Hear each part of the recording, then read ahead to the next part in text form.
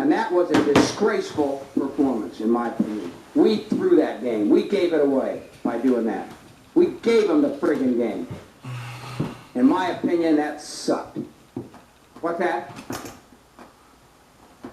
Playoffs? Don't talk about playoffs. You kidding me? Playoffs? I just hope we can win a game. And then there were two.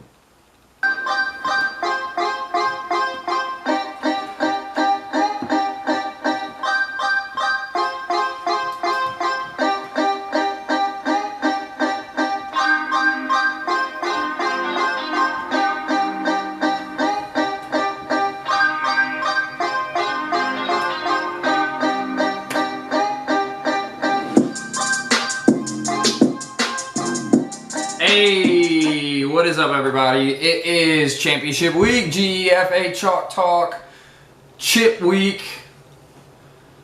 Everybody's going to be there. Everybody who's anybody's going to be there. It's going to be a great game. Yeah, man, I'm excited. This is my first championship game in a while. Well, not a while. I mean, high school, so. Yeah, so, I mean, I'm interested. Actually, you know what? I'm just gonna get right into it. I have a guest. I'm gonna call him right back.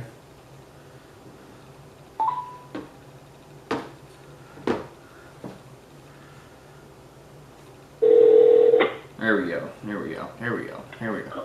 Hello? State your name and who you play for, sir. You are live. Logan Jacoby, and I play for the Lancaster County Cyclone. Oh yeah. Oh yeah. Crossing some boundaries here today, boys. Not too often I get to interview a Cyclones player. I'm actually a little excited. So, how's it going, man? How you doing? It's going, man. It's been a long awaited week for sure.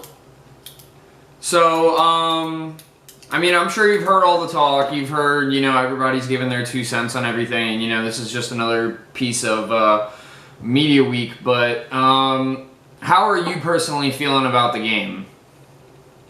I'm excited, man. I'm definitely excited. I mean, it's definitely fall off season. That's what you work towards. Is what you work for, is to make it to a championship game. So to finally be here and it to be the night before the big game, it's just exciting. It's hard. It's hard to sleep. It's gonna be a hard one to sleep tonight. Yeah. Is this your first year in the GEFA or no? Yep. Yeah. This is my first year. I'm a rookie. So rookie, how did you find out about the Cyclones and what brought you into that organization? The defensive coordinator for the Cyclones, I went to high school with him. He was a little bit older, but we played football together in high school. And then his brother played corner for the Cyclones. And starting to them, they asked me to come out last year, but they had mentioned it last year, and my work schedule didn't work out. And then this year, I got a job where I was Monday through Friday, weekends and holidays off. So kind of worked out. So I hit him back up and asked if I could come out. He said, yeah, come out and try out. And here I am now. So have you played quarterback your whole life or no? No, never. This is the first time I've ever done it. So where's it's all new. Where's the true position? Where's the Logan Jacoby lining up on the field? In high school, I used to play kind of like it looked like a wing, more like we ran the ball a lot in high school, so you get a lot of like sweeps or jets like that. But right now, it's definitely I think lining up at the QB position. I've kind of adapted to it. I love it. It's fun. It's exciting. It's just getting better every day. Really, I mean that's really what I'm focused on. Is just being QB now. So. Yeah, I feel that. I mean, I think the biggest thing, like, did you feel a shift coming from, you know, high school 11-man to playing 8-man now? Yeah, it's definitely a lot harder, I'd say. You know, when you only have 3 linemen, and you know it's so much more fast paced. You don't have a lot of time to make a decision you got to make a decision fast. If not, you're definitely going to take it back. So I think it's a big adjustment, but it's fun. Like I've never had as much fun playing football as I am now in the St. Man League. It's definitely a good time. All right, so being that, of course, your rookie season and everything, and being a part of such a storied organization, what do you guys like? What's the? I mean, obviously, I know you're not going to give me your game plan for tomorrow, but what are you guys, going to bring to the table to win yourself another championship? I think it's just the consistency that we have. I think that's what we bring to the table all the time. We don't really count past things. I mean, yeah, they're there, but coming from the veterans, like they're treating this like this is their first championship game they've ever made, and that's kind of how they want to go into it. We really don't look at the past. We're not coming in and we're not going to sleep on any team. We take it one game at a time, and it's just like every other game for us. We're going to focus in and we're going to make sure that we play our best football and put ourselves in the best position to win this game. Yeah, I can feel you on that. Being a third-year guy in the league, I can even tell, just from, playing the Cyclones so many times, the dynamic has changed a little bit. Obviously, there's a lot of new faces, and you guys have, shifted pieces around. Do you guys think that you've gotten, more accustomed to each other as the season's gone on? Yeah, for sure. I think something like for us is like we do a lot of stuff together off the field that a lot of guys in the league don't really get to see as much as how close we really are. And I think that level of closeness comes from just like the way that we always communicate off of the field and during the week, seeing how each other's doing, or the way that we spend time together on the weekends and stuff like that. So it definitely has transitioned into creating a great bond and a great relationship with teammates. Okay, I mean, I can give you that. I think, like, at the end of the day, ultimately, football is a family game on some level, and I think that, it's definitely good to hear that, for anybody that's a part of we're going to say a lacking organization, to know that you really do have to spend time with each other off the field. Yeah, I mean, absolutely. We were told pretty much from day one, this is a family, and if you're not going to be a part of the family, then it's pretty much don't be here, because this is what we are. You have to buy into that, wanting to be a family, because, a good team can win some games, but a great team can win all their games, and that's kind of the way that we look at it. If you want to be a great football team, you have to become that family. You have to love the person next to you, so.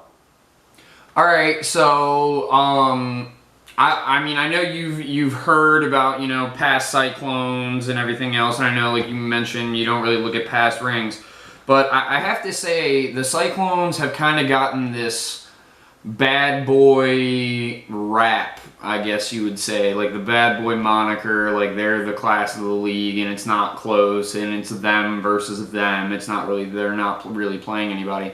Do you think the team kind of feeds into, like, that bad boy image a little bit? I wouldn't call it a bad boy image. I think that the team has just been together for so long. Like when you have Greg Medina, who is such a leader on and off the field, and guys want to play for him. He's a guy that you want to go on the field and you want to give everything you got for him, because that's what he's bringing every single game, every single play. And then you have guys like Matt Tavares and Dick Nyhard and LC and Stum. These guys that have been together for 4 or 5 years and have won these rings together and have built this dynasty. I think I wouldn't really want to, like I said, call it a bad boy image, but they just know what it takes to be consistent, and they're willing to go the distance, and they're willing to sacrifice what they got to sacrifice to continue to be great. Where I can't talk for any other team, but you just don't. I don't explain it, man. Like you have to kind of see it to understand it, I guess. I guess the level of intensity that they bring every day is kind of what makes this team as good as it is. And until you can match that level of intensity, I think it kind of is like this, like the Cyclones in a sense, if we're going to lose the game, it's going to be because we lost it ourselves. I don't really think that there's a team out there that can beat us And that's not talking from like a skill level. That's just talking at how bad you want to beat us. Because we want to beat you just as bad. And you have to be able to match that same intensity. No, I feel that 100%. I'm not gonna lie. I was on one of the nationwide forums the other day, and they were posting some Texas Valley 8-man highlights, and the first thing I posted was trash in the comments section, just to stir the pot a little bit. Yeah, I mean, and that's the thing. I mean, for 8-man and the way that those guys, like I said, those core guys have just stuck together for 4 or 5 years. I mean, that's what's taking this league. It's just like being a rookie, and from what I've heard, it seems like some people weren't happy where they are, or the team struggles. I mean, just from looking at the kind of history books, I mean, the Cyclones weren't always as good as what they were. Mm-hmm. They started at the bottom. They started at the bottom of the barrel. They were a team that only won 1 or 2 games a year. And then slowly but surely, they got the right coaching staff in. They recruited. They got the right leaders, and now we're 15-0. So, I mean, it takes time. It's something that takes time. I mean, this is a sport, and any sport, if you want to be great at it, it's going to take time. But you have to trust the process. You can't just jump ship or leave. And again, that's where I bring in that whole, if you want to be a great football team, it's a family thing. I mean, you can't put a team together and expect to be great right away. I mean, it takes time to get to know each other and really feel for each other. I can get behind that about 100%. So, just to wrap this up, we'll put a nice little bow on this. Statistically, now obviously this is statistically, no bias here. Let's go position group by position group, and kind of pick your pony and how you want to go about this. So quarterback, who's better? Statistically, it's Greg. Do you think that Greg is the way Greg is because of the receivers around him, or because he's legitimately that great? He's legitimately that great. It's hard to kind of explain Greg because there's no really word you can use, but he's one of the hardest workers I've ever met, whether it's in life, whether it's at work, whether it's on the football field. He really gives you his all every single time, and he expects that same level of greatness, and I think that's what makes everybody else great around him. I mean, when it comes to the quarterback position, I mean, you can't argue that he's the best in this league. He's probably going to go down as the best quarterback that has ever played in this league. I mean, remember, it's a fun fact, Greg didn't come into the league as a quarterback either. He came to play a different position, and he got put in the quarterback position, and for him to make that transition and be as great as he is, I mean, it just talks about his work ethic. I mean, he worked at it and worked and worked and worked, and now you're literally watching the greatest 8-man quarterback in this league ever do it.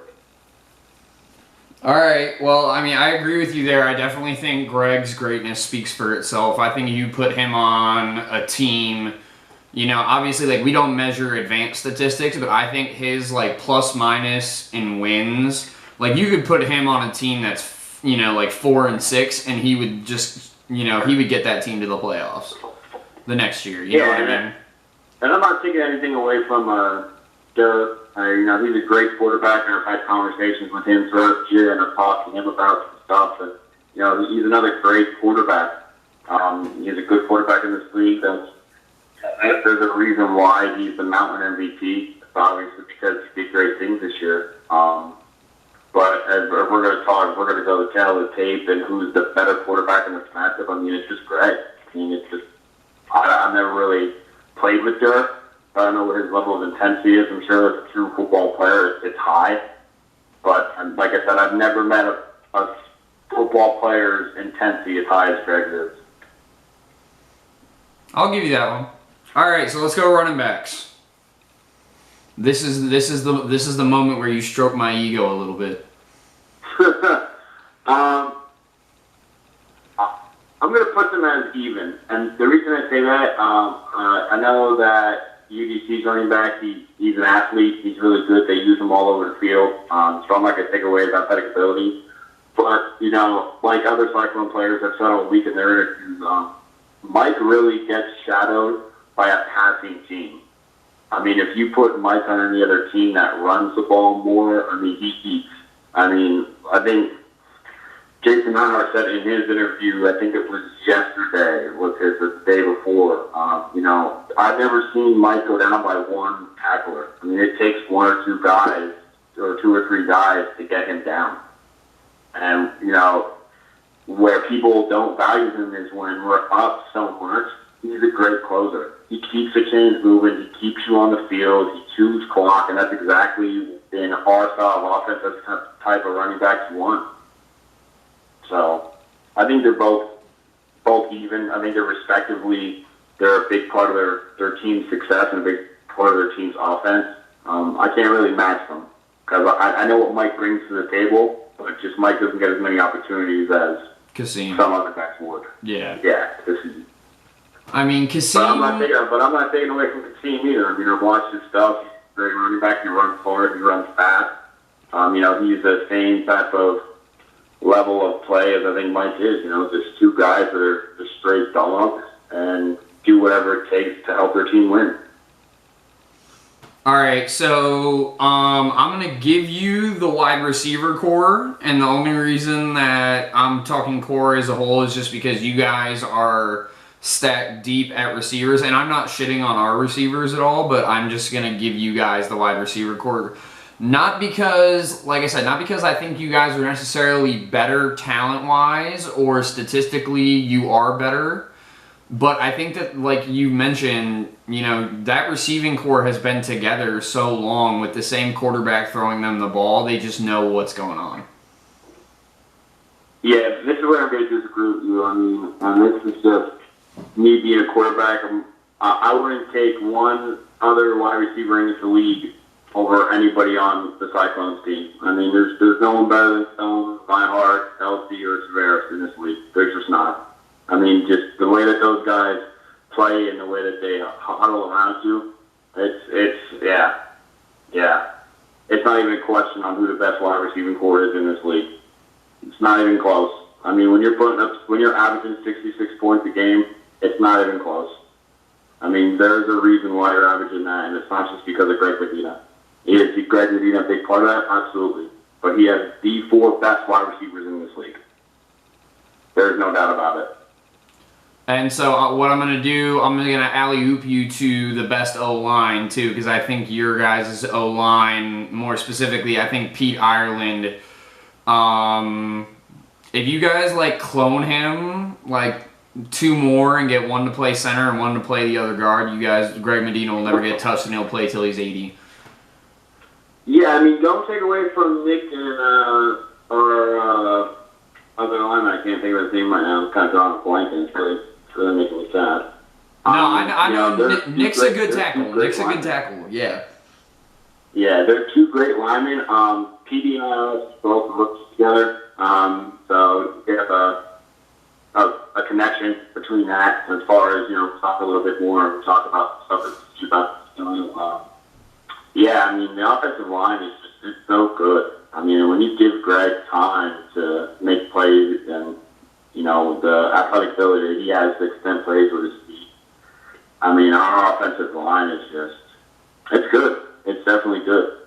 It's definitely one of the better ones in the league. I don't really focus on the offensive lines in the league. I don't really look at them, so I can't sit there and say the best offensive line, but in my eyes it is, just because, again, like, when you're putting up 66 points a game, I mean, your offensive line is obviously protecting their quarterback. For sure. So now on to D-line, and I mean, and saying this completely biased, I think you have to give us the advantage. I think UDC's D-line across the board, not just because I'm a member of that skill group, but because we are solid and have numbers and rotate well, and I think, you know, I think we cause a lot of matchup issues for a lot of teams.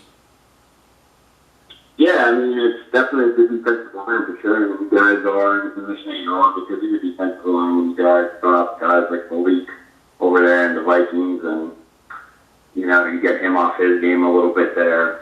It's definitely a good defensive line, but as far as our defensive line, I think it's definitely one of the best in the league. I'm not going to be too biased. I'm going to try and keep it a little cool. But our defensive line, it's crazy good. I mean, just the way they get pressure all the time, and the way that they get there. And I mean, people look at stats too much as far as what our defensive linemen actually do and the way that they hurry quarterbacks and making bad throws. I personally wouldn't want to go up against our D line. I did in practice a lot of times I took sacks. So, I mean, as far as that is, I haven't taken a sack in the time that I've been able to get into the games yet this season. So, I mean, that's just talk. But I'll give you that. So let's just mash up linebacking core, secondary. Pick your pony. Linebacking core, I'm going to have to give it to us. I mean, we're just, again, off the charts. All year long you've heard backup this or the backup linebacker this, but yet they've shown up every single time and they shut teams out. I mean, and then our DBs are just, yeah, they're some of the best in the league. I mean, just the way that they can shut down teams and get us off the field. I mean, you can see it all the time if you watch the tape, like the interceptions, the pass breakups, the way that they go on the field and the way that they do 3 and outs. It's crazy to think, but again, I'm glad I get to go up against them in practice and not in games because they make me better in practice, and then when it comes game time, it seems to be a little easier on me to make throws. And I'm not taking away from QBC. I think that their linebacker core is good. I mean, it's definitely a good one, and their DBs are good. I mean, you're obviously in the championship game for a reason. It's not because you have bad football players. Yeah, I can agree with that. And lastly, who do you give the nod to special teams wise? Special teams, I would definitely give it to UDC. When you have Kasim back there returning kickoffs and stuff, it's definitely a big help for them. He's just like I said, he's a hard runner. He's an athlete. He seems to find lanes pretty good. I mean, just that play up there for the Vikings game last week where I think it was, a punt that he returned for a touchdown? Yeah. I mean, personally, as if I was a coach, I would want him to touch that football. But then again, you can't argue when he touched it because he took it to the house.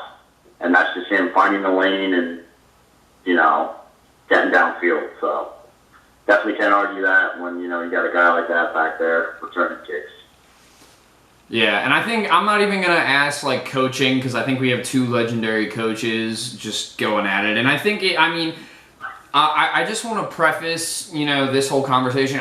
When I say, I'm giving you guys, the O-line, I'm giving you guys, the wide receiving core, I don't think that you guys are that much better than us, you know what I mean, across the board. I think it's just one of those things, it's one of those, 10-9. You guys are a 10, we're a 9. It's like in boxing, you know what I mean? It's close. Yeah, no. Yeah, for sure. I think coaching-wise, though, it's hard to argue a head coach that's 50-0 with True. 4 rings. True. Well, 5, 4. Yeah, 4 rings. I mean, it's kind of hard to argue where he stands. I mean, he's just, the way that his mind works, sometimes you go out there and he calls a play and it's like, wow, it's wide open. Or coaching way doing a run pass. And it's like, wow, I went for a touchdown. It's kind of just amazing what Coach Melhorn can do in his head off the fly real quick and then apply it to the game. So. Yeah, I feel you. All right, brother. Well, you got any last comments for anybody?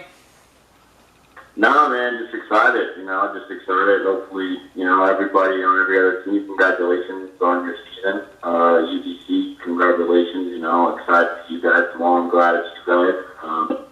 We're hungry. We're ready. And yeah, I mean, all the other GEFA teams, just keep grinding with the 4 guys you had and recruit in the off season and come back stronger next year. All right, brother. Well, it was great having you on. Definitely looking forward to seeing you tomorrow. Thanks for having me. All right. Have a good one. Yep, bye. Well, and like I mentioned, that was Logan Jacoby, backup quarterback of the Cyclones. It's going to be a barn burner. Like I said, I'm just excited, man, honestly.